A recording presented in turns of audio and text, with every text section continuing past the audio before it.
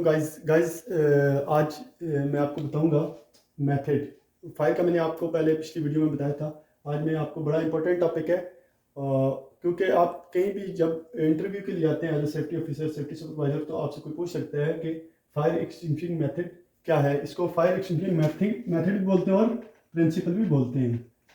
तो इसके बारे में आपको पता होना चाहिए ये है क्या चीज़। तो मैं डायग्राम से आपको बताता हूँ कि जैसा कि मैंने अपनी पिछली वीडियो में आपको बताया था, फायर टेट्राहेड्रन होता है एक फायर टेट्राहेड्रन। तो उसी से मैं आपको इजीली आपका कंसेप्ट क्लियर करवाता हूँ। जैसा कि मैंने आपको बताया था, फायर टेट्राहेड्रन जो है वो 4 चीज़ों जो भी फायर जनरेट होती है, 3 चीज़ें होती हैं उसमें: fuel, heat, oxygen and chemical chain reaction. ये 3 चीज़ें होती हैं और इन 3 चीज़ों का जो केमिकल रिएक्शन होता है, इसकी बदौलत जो है फायर जनरेट होती है।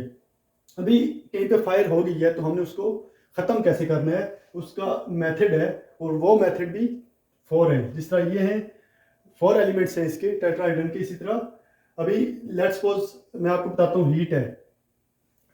सबसे पहले क्या है कि हम इसको जो चेन है, जो सर्कल है, इसको हम ब्रेक करेंगे तो फायर जनरेट नहीं होगी। अगर हम हीट को रिमूव करते हैं, रिमूव हीट,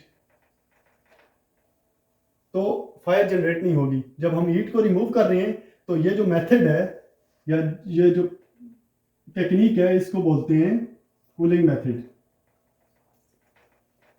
कूलिंग मेथड क्यों? आपने हीट को मिनिमाइज कर दिया। हीट का जो इग्निशन फ्लैश पॉइंट है या इग्निशन सोर्स है, कोई भी है, उसको आपने मिनिमाइज कर दिया, कम कर दिया, वो प्रॉपर चेन रिएक्शन नहीं बन रहा, तो क्या होगा? फायर जनरेट नहीं होगी। अगर फायर है तो वो खत्म हो जाएगी। तो इसको नॉर्मली हम कर सकते हैं वाटर से हम कूल कर सकते हैं। सेकंड इसके बाद है फ्यूल। अभी फ्यूल, जैसा कि हम हीट को रिमूव कर रहे हैं तो फायर जनरेट नहीं हो रही, इसी तरह हम अगर फ्यूल को रिमूव कर रहे हैं तो क्या होगा? जो सर्किट है वो कंप्लीट नहीं होगा, तो आग या फायर जनरेट नहीं होगी। अगर फायर है तो वो खत्म हो जाएगी। तो क्या होगा? फ्यूल को जो हम मिनिमाइज कर रहे हैं तो वो इस मेथड को बोलते हैं रिमूविंग फ्यूल। रिमूविंग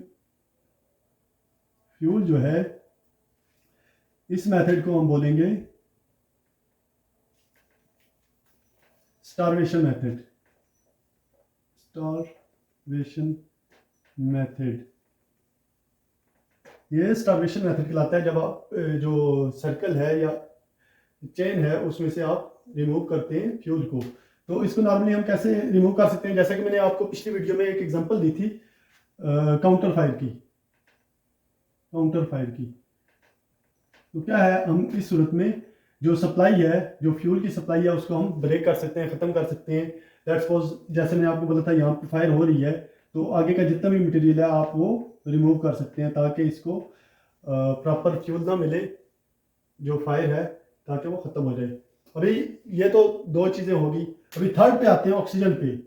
ये जो चेन है इसको हम अगर ब्रेक करते हैं, जो सर्किट है फायर का, उसमें से अगर ऑक्सीजन को हम रिमूव कर देते हैं, ऑक्सीजन को कम कर देते हैं, तो तब भी फायर जो है वो खत्म हो जाएगी। तो इस मेथड को जो बोलते हैं रिमूविंग ऑक्सीजन, इस मेथड को हम बोलेंगे स्मूदरिंग मेथड। Smothering method. और इसको हम कैसे कम कर सकते हैं? लेट्स सपोज आप CO2 अगर अप्लाई करते हैं जहाँ पे फायर है, तो क्या होगा? CO2 जो है वो ऑक्सीजन को किल कर देगी। ऑक्सीजन की जो मिकदार है वहाँ पे उस एरिया में वो ख़त्म कर देगी। तो क्या होगा?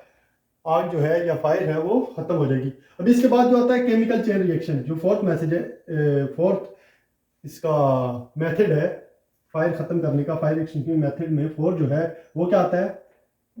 Break chemical chain. जो चेन है फायर का उसको हमने ब्रेक करना है। तो इसमें क्या कर सकते हैं आप, ब्लैंकटिंग ये यूज कर सकते हैं। लेट्स सपोज कहीं पे आग है, फायर जनरेट हो रही है, तो आप उसको जो उसका चेन रिएक्शन बन रहा है तीनों चीज़ों का, वो आप एक ही टाइम पे खत्म कर सकते हैं। तो गाइस ये था मेरा आज का